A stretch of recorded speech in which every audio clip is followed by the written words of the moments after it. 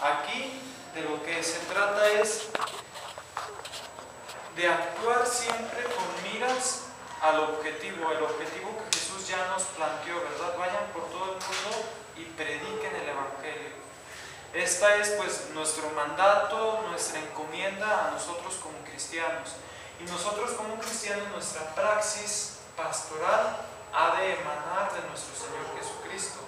De tal manera que nosotros seamos portadores del mensaje de Jesús y como portadores del mensaje de Jesús seamos instauradores también del reino de Dios aquí en la tierra.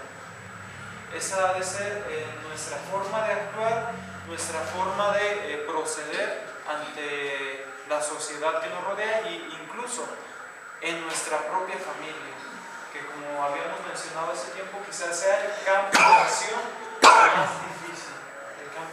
más difícil, nuestra propia familia. Dice aquí, la pastoral es un conjunto de acciones eclesiales que se realizan al servicio de las personas y de las comunidades cristianas. Por eso afirmamos con convicción que la pastoral es una acción, es decir, una tarea operativa, una actividad práctica. Prueba de ello son los siguientes datos que se desprenden de nuestro lenguaje pastoral cotidianos. Expresiones como acciones pastorales, actividad pastoral, tareas pastorales, experiencias pastorales, procesos pastorales y programación pastoral. Indican claramente la naturaleza práctica de la pastoral. Es decir, la pastoral no se queda en un estudio, no se queda en una lectura, no se queda en saber ciertas cosas, en saber ciertas nociones, no. La pastoral implica actividad, la pastoral implica praxis, es decir, práctica. Porque nosotros, al decir pastor, la palabra pastor proviene del verbo pastorear, ¿verdad? El pastor pastorea, valga la redundancia. Entonces, no se entiende que seamos pastores y que no pastoreemos. Si somos pastores, si hacemos pastoral es porque precisamente practicamos la pastoral. Entonces, hacer pastoral no es algo pasivo, sino que es algo activo que nos lleva a hacer esa acción, a hacer pastoral. De tal manera que nosotros como pastores tenemos la encomienda de pastorear a la grey que el Señor nos ha encomendado. Ustedes como madres de familia, como padres de familia, Dios les ha encomendado esa pequeña porción de su grey que es su propia familia.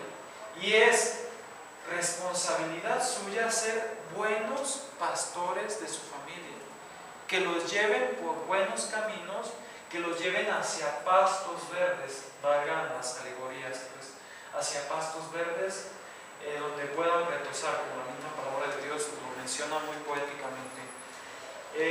Y de eso se trata, de ser pastores al ejemplo de Jesús. Y ser pastor es algo activo, es algo que nos mantiene en movimiento, así como el verbo, el Hijo de Dios, es movimiento. El verbo siempre es movimiento porque, como ustedes ya muy bien estudiaron en sus clases de español, el verbo implica acción. ¿Sí recuerdan, verdad?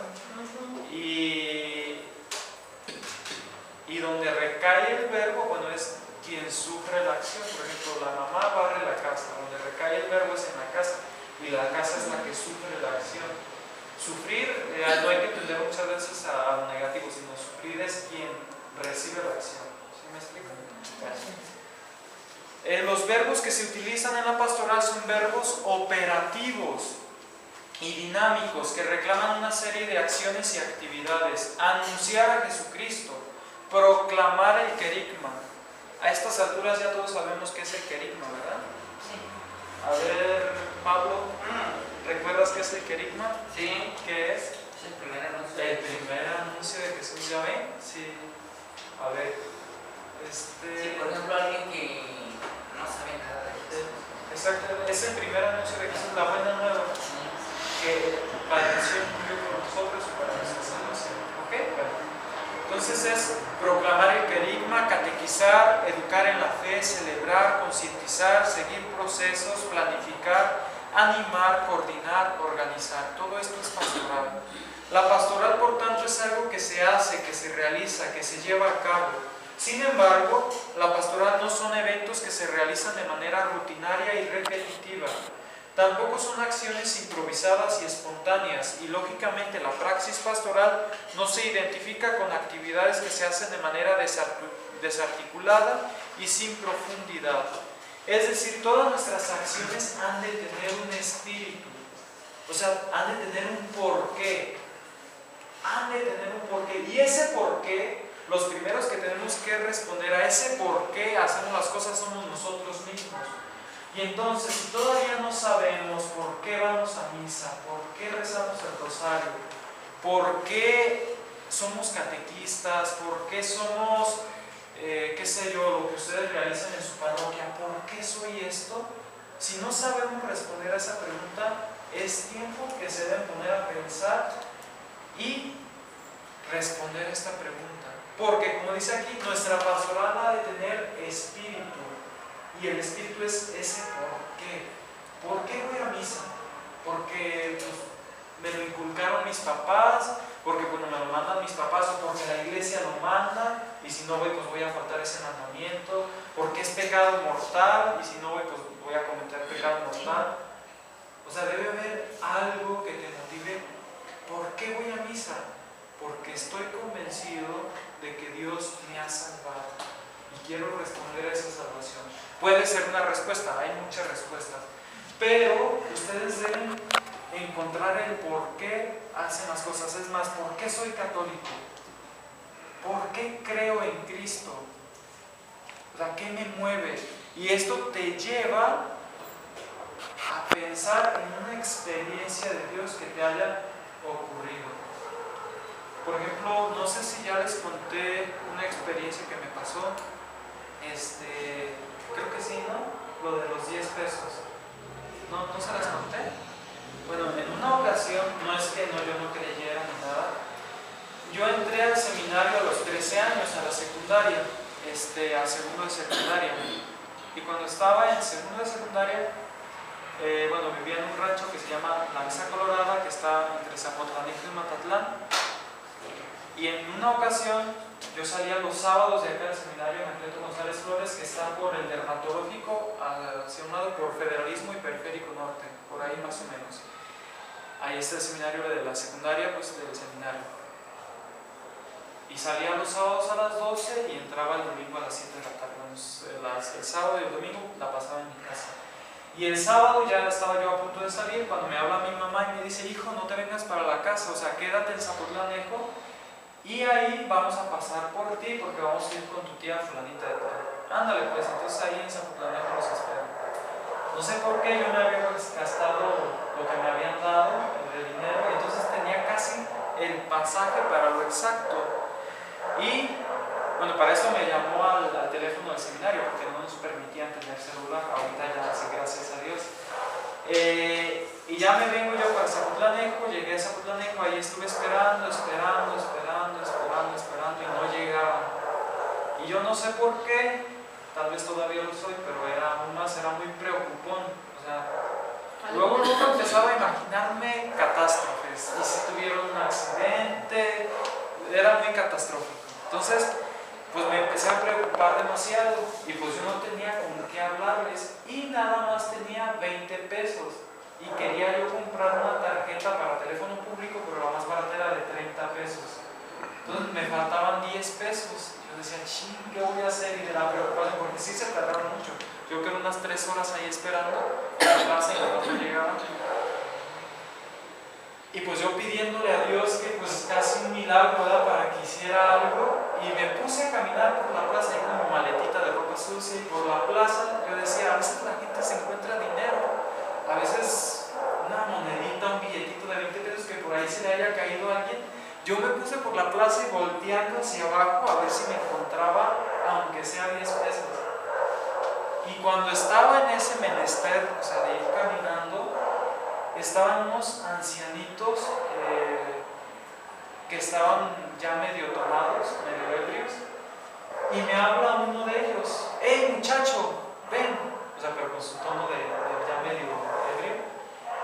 Y ya pues yo medio asustado le dije: sí, sí señor, bueno, no me acuerdo exactamente qué es lo que le dije, pero le dije, mande usted, y ella me dice, ¿te quieres ganar 10 pesos? Para mí fue como una respuesta de Dios así inmediata. O sea, yo casi lloraba en ese momento. Tenía yo 14 años, creo, o sea, casi lloraba. Decía, Dios, pues nunca me abandona. O sea, los 10 pesos que necesitaba, y este ancianito casi ebrio me llama y me dice, hey muchacho, ¿te quieres ganar 10 pesos? Obviamente yo le respondí, sí. Y me dice, ve a la licorería que está aquí abajito y tráeme un tonalla. Yo no sabía, les juro, nunca había escuchado la palabra tonalla. Y bueno, ahora sí que es un pueblito que está allá para Ciudad Guzmán y que de ahí es una bebida alcohólica que se llama así tonalla y que es un tequila muy corrientito, creo. ¿Sí, verdad? Y me dice, tráeme un tonalla y me da, creo que eran 30 pesos. Y cuando yo vi los 30 pesos, dije, pues un tonalla. Cuando dijo licorería, pues me imaginé que era un tipo de vino o de tequila. Pero yo dije, me estará choreando el Señor, porque tonalla, para empezar, se me hizo rarísima la palabra y nunca la había escuchado, tonalla. Dije, bueno, a ver si no me dicen qué es eso, también hay los de la licorería. Entonces ya temeroso llegué a la licorería y para empezar no sé por qué sí me lo vendieron, pero me lo vendieron y yo tenía 14 años. Y le dije, ¿sí me da un tonalla, por favor? Y ya me dijo, ¿de qué tamaño lo quiere? Y pues ya me dijo, ahí están abajo. Y ya volteó abajo de una vitrina y sí, ahí decía tonalla. Y muchos garrafoncitos. Y había unos chiquitos, unos más medianos y unos más grandes. Y ya me dijo, el pequeño, que era como 1 litro, cuesta 20 pesos, el otro cuesta 50 pesos y el otro 70 pesos, por poner algo. Entonces yo dije, pues tengo 30 pesos, pues va a querer el de 20. Y dije, y yo creo los otros 10 son los míos. Dije, pues deme el de 20. Ya le pagué y me lo llevé el garrafoncito y se lo llevé al señor, al ancianito que estaba ahí en el suelo, en la plaza, con otros. Y me dijo, muchas gracias muchacho, es que a mí ya no me lo querían vender. Y ya le dije, estos 10 pesos son los míos, ¿verdad? Sí, ya vete. Y ya fui a comprar la tarjeta de teléfono y ya pude comunicarme. Ya, pues no, que se nos hizo tarde, que esto, que aquello. Ya me tranquilicé. Pero bueno, para mí eso fue una experiencia de Dios. O sea, cómo escuchó a mi oración, a mi petición. Pues la petición de un pequeño niño. Y la verdad me conmueve todavía el acordarme de aquella experiencia. Entonces, ¿por qué creo? ¿Por qué sigo creyendo en Jesús? Es cierto que comencé a creer porque mis papás me dijeron, pero ¿por qué sigo creyendo? ¿Por qué sigo creyendo? Porque ya estás convencido. Exactamente, ya estoy convencido. Y ha habido acciones en las que yo, con ojos de fe, digo, Dios ha actuado en mi vida. Y Dios sigue actuando en mi vida.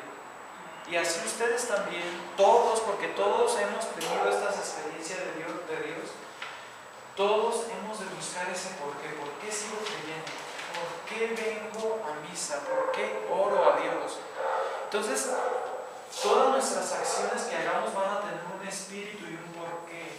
Y nada nos va a desanimar. Que no viene gente, que ya cada vez vienen menos a la plática, al grupo. Nada nos va a desanimar. Porque nuestra actuación pastoral tiene un sustento, tiene un porqué. ¿Sí me explico? Sí. Entonces,